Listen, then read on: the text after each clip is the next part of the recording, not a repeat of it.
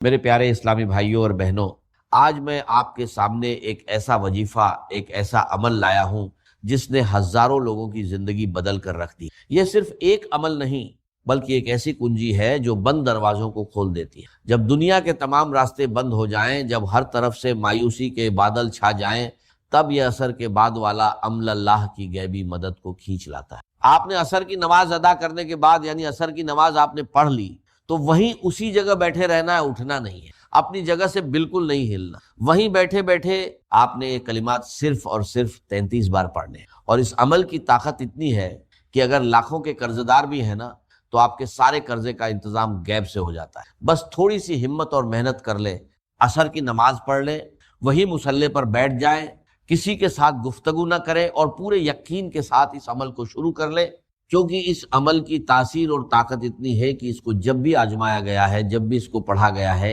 100% اس کا رزلٹ ملا ہے۔ پڑھنے والا شخص کبھی مایوس نہیں ہوا۔ میں آپ کو ایک ذاتی واقعہ سناتا ہوں۔ یہ وظیفہ میں نے اپنے ایک انتہائی غریب دوست کو دیا تھا۔ وہ معاشی طور پر بہت ٹوٹ چکا تھا، اس کے گھر میں فاقے تھے، قرضوں کا بوجھ اس کی کمر توڑ رہا تھا۔ میں نے اسے کہا کہ بس یہ عمل کر لو۔ جس دن سے میرے اس دوست نے یہ وظیفہ شروع کیا تو غیب سے اللہ کی ایسی مدد آنا شروع ہوئی کہ اس کی تمام پریشانیاں ختم ہو گئی۔ بس اس بات کا خیال رکھنا ہے کہ نماز عصر ادا کرنے کے بعد اسی جگہ بیٹھنا ہے۔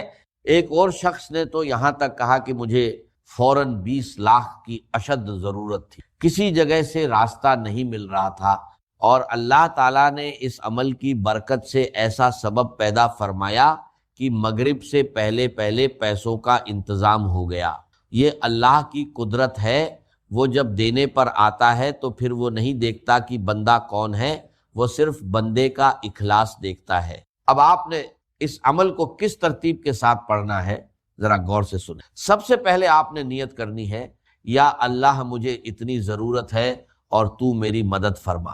جتنا اخلاص کے ساتھ وہ اللہ کو یاد کرے گا، جتنی چاہت اور محبت کے ساتھ وہ اللہ کو یاد کرے گا، اللہ تعالیٰ اتنی ہی اس بندے کی فریاد کو سنتا ہے۔ تو جب بندہ یہ کلمات پڑھتا ہے تو اللہ فرماتا ہے، جی میرے بندے کیا چاہتا ہے، کیا مانگتا ہے، میں تجھے عطا کر دوں۔ اس لیے اب آپ کی مرضی ہے کہ آپ اللہ سے کیا مانگتے ہیں۔ آپ کے رزق میں برکت اور کثرت پیدا ہوگی۔ بہت سارے لوگوں کے رزق میں برکت ہوتی ہے، کثرت نہیں ہوتی۔ اس وظیفے کی بدولت اللہ تعالیٰ برکت بھی عطا کرتا ہے اور کثرت بھی عطا کرتا ہے۔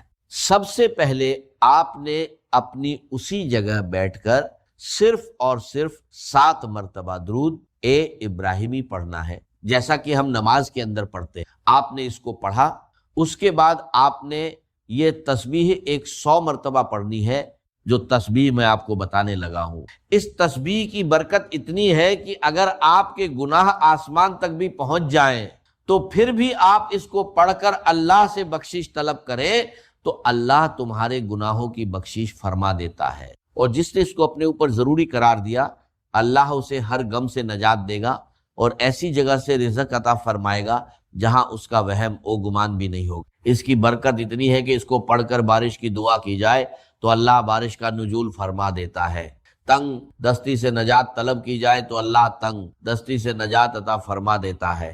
پیداوار کم ہے تو آپ اس کے لیے دعا کریں، اللہ کثرت پیدا فرما دیتا ہے۔ اگر آپ اس تسبیح کو پڑھتے رہیں تو آپ پھر کبھی کسی مشکل کا شکار نہیں۔ اگر کبھی کبھار کوئی غم آنے بھی لگے گا، اللہ تعالیٰ اس کی برکت سے اس کو دور فرما دیتا ہے۔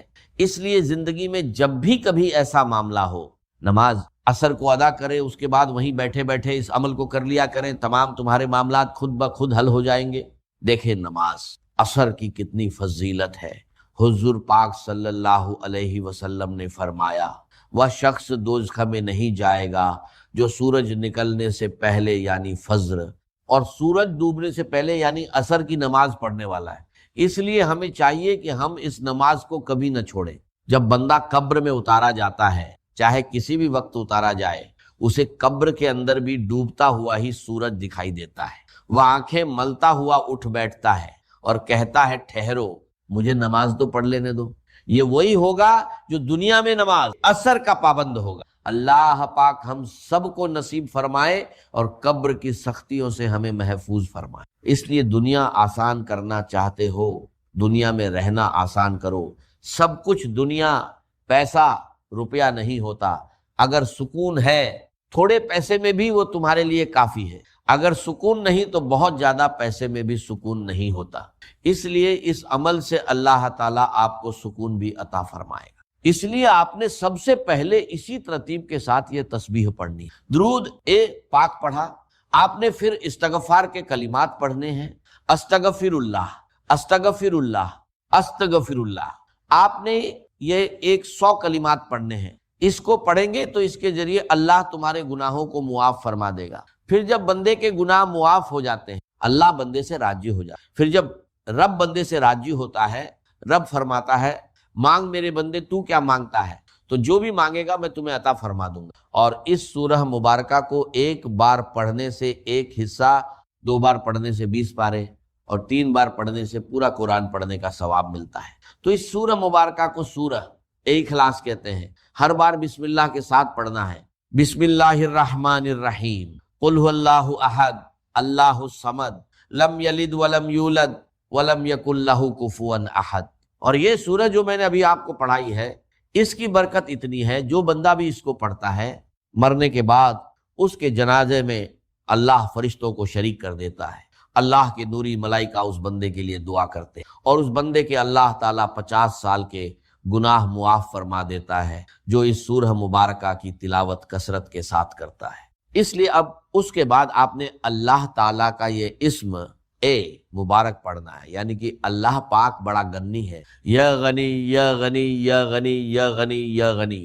اللہ تعالیٰ ہر چیز کا خالق ہونے کی بنا پر اس کا مالک بھی ہے، وہ اپنی مخلوقوں سے بے نیاز ہے، یعنی اسے مخلوقوں سے اپنے لیے کسی چیز کی طلب نہیں ہے، بلکہ ہر مخلوق اس کی محتاج ہے۔ وہ ہر مانگنے والے کا سوال سنتا ہے، اس کی حیثیت کے مطابق عطا بھی کرتا ہے۔ جس شخص کی دکان نہیں چل رہی، جس کا کاروبار نہیں چل رہا، دن بدن اس کی آمدن نیچے آتی جا رہی ہے، بس اس کو آج ہی پڑھیں اور دیکھیں کہ کس قدر اس کا سارا کاروبار اوپر کی جانب جاتا ہے، آمدن میں کیسے برکت آتی ہے، کیسے اضافہ ہوتا ہے۔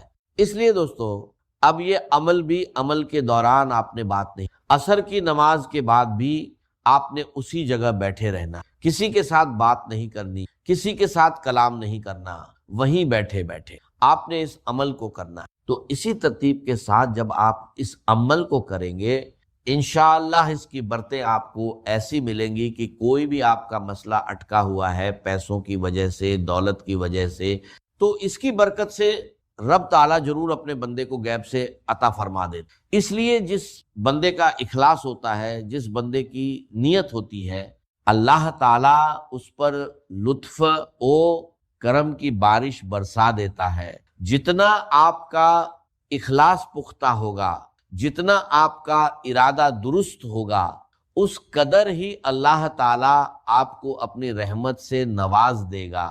تو یہ اسم مبارک پڑھنے کے بعد پھر آپ نے درود پاک پڑھنا ہے، یعنی کہ 7 مرتبہ، اول آخر 7 بار درود پاک پڑھنا ہے۔ یہ اسم مبارک آپ نے 313 مرتبہ پڑھنا ہے اور اللہ کی بارگاہ میں دعا کر، انشاءاللہ تعالیٰ جو بھی حاجت ہوگی اللہ تعالیٰ ضرور پوری فرما دیتا ہے۔ ویڈیو کو لائک ضرور کیجیے گا اور صدقہ جاریہ سمجھ کر اسے آگے شیئر بھی کیجیے گا۔